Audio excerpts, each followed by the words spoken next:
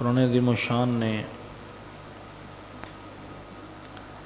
اندھیرا اور اجالا واضح کر دیا، نیکی اور برائی واضح کر دی۔ کریم نبی صلی اللہ علیہ وسلم نے تفصیل کے ساتھ ہمیں آگاہ فرمایا اور ایسے ایسے لفظ عطا فرمائے، ایسی ایسی باتیں عطا فرمائیں کہ جس سے آگے کوئی لفظ نہیں نکل سکتا اور جس سے کوئی احسن طریقہ جو ہے وہ کائنات والے بندے کو پیش نہیں کر سکتے۔ یہ بھی میرے نبی کا معجزہ کہ آپ چھوٹی بات میں جو ہے وہ بڑی بات فرماتے۔ رحمت عالم صلی اللہ علیہ وسلم سے پوچھا گیا کہ یا سنو گناہ کیا ہے؟ تو آپ نے ارشاد فرمایا کہ گناہ وہ ہے جو تیرے دل میں کھٹکے، وہ گناہ ہے جو دل میں کھٹکے، وہ گناہ ہے۔ اب ہم دیکھتے ہیں کہ اللہ کرے دل کسی کا مردہ نہ ہو جائے، ورنہ دل تو کھٹکتا ہے، چھوٹی سی بات ہو دل بتاتا ہے یہ گناہ ہے، یہ ثواب ہے۔ میں اکثر یہ مثال دیا کرتا ہوں کہ بلی ہے، آپ اپنے ہاتھ سے اس کو گوشت کا ٹکڑا ڈالیں، وہ آپ کے پاس بیٹھ کے کھائے گی، بڑا کرے گی، تھوڑا ادھر چلے جائے گی، اس سے زیادہ نہیں۔ لیکن وہی بلی جب ایک چوزا چوری کرتی ہے تو وہ ایک نہیں دو نہیں کئی مکان جو ہے وہ کراس کرتی ہے، پھر وہ دیکھتی ہے کہ لکڑیاں کہاں پڑی ہیں، موڑے کہاں پہنے ہیں، اس کے اندر بھی چھپ کے کھاتی ہے۔ اس بلی کو بھی پتہ ہے کہ یہ میں نے گناہ کیا ہے، اور بندے تجھے نہیں پتہ تو گناہ کرتا ہے، بلی کو پتہ ہے۔ پھر بڑا عجب معاملہ ہے، بندے کے ناک کے اندر چھوٹا سا ایک ٹکڑا جمع ہو جائے، اب بندے کو اتنی دیر چین نہیں آتا جتنی دیر اپنے آپ کو اس سے دور نہ کر لے۔ کان کے اندر ذرا سی میل آ جائے بس اس کو خارش ہوتی ہے، وہ کہتا ہے کوئی چیز مجھے ملے میں اس کو دور کروں۔ روٹی کا ایک شاید کروڑواں حصہ، چھوٹا سا چھلکا گندم کا، وہ بندے کے دانت میں پھنس جاتا ہے۔ بندہ کھانا کھانے کے بعد ادھر دیکھتا ہے، ادھر دیکھتا ہے، ادھر دیکھتا ہے، بندے کیا چاہیے؟ کہتا ہے یار کچھ چیز بتائیں میں اپنے دانت سے وہ ذرا نکالوں۔ اے دوست، دانت ذرا برداشت نہیں کرتا اور تو اتنا بڑا گناہ کیسے برداشت کر لیتا ہے؟ بہت بڑا گناہ، اور تو برداشت کرتا ہے۔ تیرا دل تجھے بتاتا ہے، جیسے دانت بتاتا ہے نا، کان بتاتا ہے، آنکھ بتاتی ہے، ایک بال ہوتا ہے نا، بال یہ ہماری آنکھوں کے پلک کا بال ہوتا ہے، یہ الٹا ہو جائے، آنکھ کے اندر تھوڑا سا لگے، بے چینی شروع ہو جاتی ہے۔ اسی طرح جب دل زندہ ہو تو پھر چھوٹی چھوٹی بات کی بے چینی ہوتی ہے، نماز کی بے چینی ہوتی ہے، ذکر کی بے چینی ہوتی ہے، اہل اللہ کی صحبت کی بے چینی ہوتی ہے۔ بندہ کہتا ہے کہ میں اڑ کے اپنے مرشد کے قدموں میں پہنچ جاؤں، جتنی جلدی اسے پہنچوں، نماز کا وقت جا رہا ہے بس جلدی پہنچے۔ میرے نبی کی بارگاہ میں صلی اللہ علیہ وسلم بارگاہ میں جبریل امین کبھی پہلے وقت میں آئے، جب نماز کا وقت شروع ہوا اس وقت حاضر ہو گئے، اور کئی دفعہ پھر جب نماز کا وقت خود ختم ہونے والا ہوا اس وقت حاضر ہوئے، دونوں وقتوں میں آئے، یعنی کہ نماز کا وقت یہاں سے شروع ہو کے یہاں تک رہے گا۔ بعض بزرگوں کی عادت ہوتی ہے وہ نماز، جیسا کہ ہمارے فقہ حنفی میں ہے کہ وہ نماز لیٹ پڑھتے ہیں، بالخصوص ظہر کی نماز گرمیوں میں وہ لیٹ پڑھتے ہیں، لیکن یہ ہے کہ یہ نہ ہو کہ نماز کا وقت گزر جائے اس کو پتہ ہی نہ چلے۔ پھر جو اوقات ہوتے ہیں ذکر کے، اس کا بڑا خیال کیا جائے۔ یہ ایک دفعہ ایسے میں سے ہو جائے تو پھر اس کو سنبھالنا مشکل ہے۔ یہی وجہ تھی کہ سیدنا خواجہ سیف الرحمن پیر ارشد خراسانی آپ ٹائم کی بڑی پابندی فرماتے ہیں، بہت زیادہ ٹائم کی پابندی فرماتے ہیں۔ آپ ارشاد فرماتے ہیں کہ ہم 2 بجے نکلیں گے تو سارے بندے 2 بجے سے پہلے پہلے ریڈی ہوتے، بالکل تیار ہوتے، بس جیسے ہی 2 بجے سوئی چڑھتی مبارک ہم دروازے سے باہر تشریف لے آتے۔ بہت زیادہ اس چیز کا کرتے ہیں، اور کئی دفعہ یہ ہمارے ساتھ ہوتا ہے کہ محفلوں میں جاتے ہیں، پھر محفلوں میں واپس آتے ہیں اور تھکاوٹ اتنی ہوتی ہے کہ 3-4 گھنٹے کا سفر کر کے پھر تہجد کے وقت بندہ پہنچتا ہے، پھر بندہ کہتا ہے کہ آپ 5 منٹ سو کے پھر مشکل ہوتا ہے۔ پھر کیا ہوتا ہے، چلو آئے ہیں، آتے وضو کریں، نوافل پڑھ لیں، یہ بھی اس میں شامل ہوتا ہے۔ لیکن اصل جو ہے وہ سو کے اٹھ کے اور پھر اس وقت ذکر کرنا، تلاوت کرنا، کوئی جو وقت مخصوص ہو اس وقت میں ذکر و تلاوت کرنا، اس چیز کو بندہ ہاتھ سے نہ جانے دے، اس کی بڑی کوشش کرے۔ اٹھ کے جو کرے وہ اٹھ کے کرے، سونے سے پہلے جو کرے وہ سونے سے پہلے کرے، ان اوقات کا بڑا ہی خیال کرے، ان اوقات کو آگے پیچھے نہ کرے۔ جب بندہ آگے پیچھے کر دیتا ہے تو پھر اس کو سنبھلنے کا موقع نہیں ملتا۔ ہمارے ایک بزرگ ہیں، میرے دوست ہیں، ان کے دادا جی تھے، قاسم ان کا نام تھا، یہ وادی سون میں سوڈی کی جگہ ہے، وہاں پہ رہنے والے تھے۔ غالباً جنرل ایوب صاحب کے دور میں، جنرل ایوب صاحب صدر تھے اس وقت، ان کے علاقہ جو ہے وہ صدر کی شکارگاہ ہے، مخصوص کیا ہوا ہے صدر کے لیے، وہ وہاں پہ شکار کرنے کے لیے گئے۔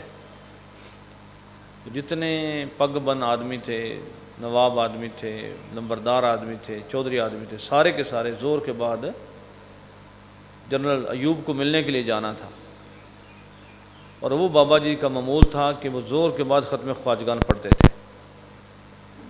بندہ آیا کہ جناب جنرل صاحب تھے، آ گئے جی، آؤ جی۔ اور فرمایا کہ میں ختم پڑھوں یا جنرل کو ملوں؟ یعنی کہ جنرل کو نہیں ملے، ختم پڑھائے، ختم خواجگان جو پڑھتے تھے وہ پڑھائے، اتنی زیادہ انہوں نے اس چیز کی اہمیت دی ہے۔ حضرت مبارک صاحب رحمۃ اللہ علیہ، حضور پیر مرشد کریم، آپ تشریف لا رہے ہوتے ہیں تو کبھی شاید کوئی بندہ ہو جس کو بالکل علم نہ ہو تو آپ، ورنہ آپ نماز سے فرض سے پہلے سلام نہیں لیتے، ملاقات نہیں کرتے۔ تو یہ جو چیزیں ہوتی ہیں چھوٹی چھوٹی، یہ بندے کو بڑا کر دیتی ہے۔ تو ان چیز کا جو اوقات ہیں ذکر کے، نفیس بات کے، ان کا بندہ خیال کرے، ان کو لازمی سنبھالے۔ صوفی جو ہے وہ اپنے اوقات کو بڑی زیادہ خیال کرے کہ فجر کے بعد کیا کرنا ہے، ظہر کے بعد کیا کرنا ہے، عصر کے بعد کیا کرنا ہے۔ تو بندے کو ان چیزوں کو، صبح تہجد کے وقت کیا پڑھنا ہے، تھوڑا اس کو نا، اس کا جو معمولات ہیں۔ اور ایک اور بڑی برکت والی بات کہ جب بندہ اولیاء کرام کے نکات کو پڑھتا رہتا ہے تو اس میں برکت ہو جاتی ہے۔ مطلب دیکھیں کہ مجدد الحسن رحمۃ اللہ علیہ صبح کس ٹائم اٹھتے تھے، پھر وہ اس کے بعد کیا کرتے تھے، پھر فجر پڑھتے، اس کے بعد کیا کرتے، پھر اشراق کے بعد کیا کرتے، پھر وہ زور کے بعد کیا کرتے، وہ سارا ان جو اوقات ہوتے ہیں ان کو پڑھنے سے، بار بار سننے سے بندے کے اپنے اوقات جو ہیں درست ہو جاتے ہیں۔ ورنہ نفس جو ہے وہ بندے کو اللہ کا نام نہیں لینے دیتا، نئے نئے کام، نئے نئے کام، نئے نئے کام وہ نکلتے رہتے ہیں، نکلتے رہتے ہیں، نکلتے رہتے ہیں۔ ہاں جی، بعض بندے ذکر چھوڑ دیتے ہیں، کام کے پیچھے جاتے ہیں، وہ بھی نصیب نہیں ہوتا۔ اور بعض بندے اللہ کا ذکر کرتے ہیں تو اللہ پاک ان کا گھر بیٹھے کام فرما دیتے ہیں۔ اس کی میں کئی دفعہ یہ مثال دیتا ہوں۔ ایک عورت نے اپنے میاں سے کہا کہ آج بڑے دن ہو گئے ہیں، جو توڑا ہے وہ چکی پہ پڑا ہوا ہے، اب تو ہم ساؤں سے آٹا جو ہے ادھار لیا ہے۔ اب ان سے کہا کہ آٹا دیں، انہوں نے کہا جی ہمارا بھی توڑا گیا ہوا ہے، ہمارے گھر میں آٹا نہیں ہے، وہ آئے گا تو چلو آپ کو دے دیں گے، تم پہلے توڑا لے آؤ چکی سے، اپنا بھی گھر میں آٹا آ گیا ان کو بھی دے دیں. اچھا دوسرا اس نے کہا کہ جنگل میں گدھا گیا ہوا ہے، فلانے کا گدھا گیا تھا اس کو بھیڑیا کھا گیا، فلانا کو گدھا گیا بھیڑیا کھا گیا.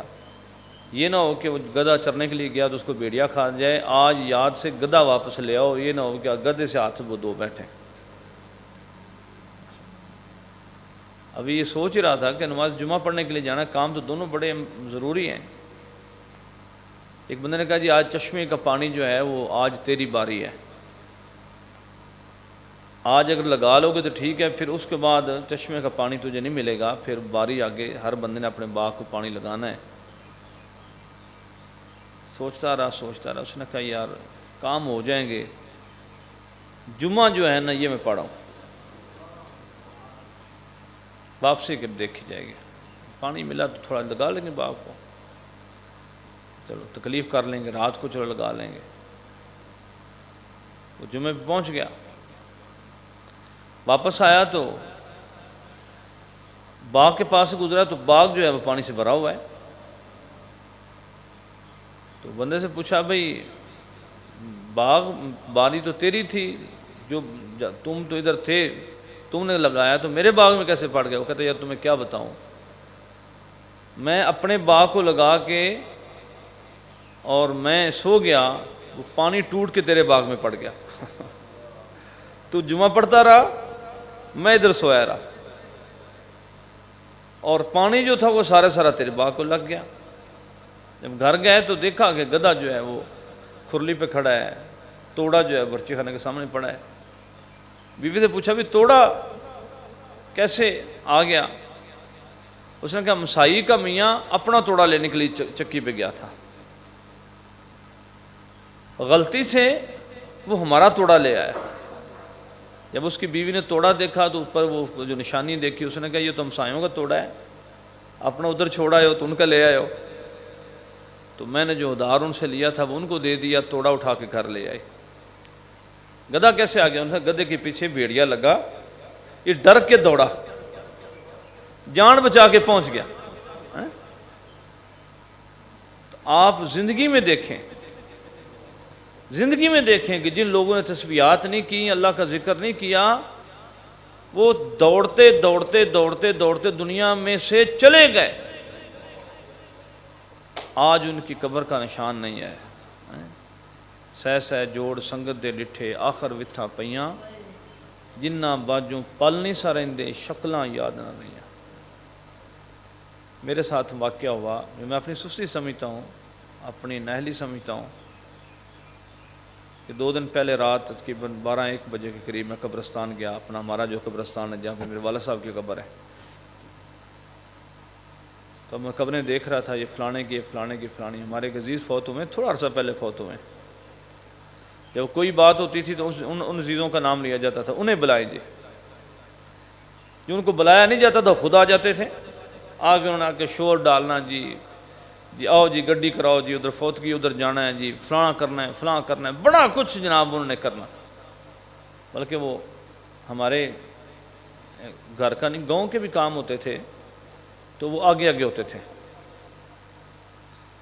تو میں قبرستان میں گیا ہوں تو مجھے ان کی قبر بھول گئی کہ ان کی قبر کون سی ہے. ہمارے گاؤں کے ایک اور بڑے چودھری صاحب فوت ہوئے، ان کی بڑی باتیں ہوتی تھی، بھی ادھر جا رہے ہیں ادھر آ رہے ہیں جی، فلانے افسر سے مل رہے ہیں، یہ ہوا ہے وہ ہوا ہے. مجھے ایک بندہ بتا رہا تھا کہ قبرستان میں ایسی قبر کی جس پہ کسی نے دوبارہ مٹی بھی نہیں ڈالی، اس بندے کی قبر ہے. ایک عورت تھی ناچنے گانے والی، تو اس کے پاس ایک بندہ گیا، اس نے کہا جی کہ ہم نے کوئی ڈرامہ بنوانا ہے یا فلم بنوانی ہے یا کوئی ایسا کوئی کام تھا. اسے کہا، اس نے کہا کہ میرے پاس ٹائم نہیں ہے، اگر ٹائم لینا ہے تو اتنے پیسے آج جمع کراؤ تو تقریباً تمہاری 1.5 سال بعد باری آئے گی. اگر تم نے آج پیسے جمع کروا دیے تو میں اپنی ڈائری پہ ٹائم لکھ لوں گی، تمہیں ٹائم مل جائے گا، ورنہ ٹائم نہیں ملے گا. اس بندے نے اس بی بی سے ٹائم لینے کے لیے 1.5 سال پہلے کی بکنگ کروا لی، ایڈوانس پیسے کچھ دے دیے. جب وہ بی بی فوت ہو گئی تو ایک دفعہ ایک انٹرویو والا وہ انٹرویو لوگوں سے لے رہا تھا، ایسے لوگوں سے جو ناچنے گانے والے تھے ان کا انٹرویو لے رہا تھا، اس بی بی کا ذکر آیا تو اس نے کہا چلو اس کی قبر پہ چلتے ہیں۔ تو قبرستان کا جو بندہ بابا ادھر کام کرتا تھا قبروں پہ، اسے پوچھا کہ فلانی بی بی کی قبر کدھر ہے؟ اس نے کہا وہ فلانی بی بی کی، اس نے کہا وہ قبر ہے۔ دیکھی قبر، حیران ہو گیا۔ اب پوچھا کہ اس قبر پہ کبھی کوئی آیا ہے؟ انہیں 25 سال ہو گئے کبھی کوئی نہیں آیا۔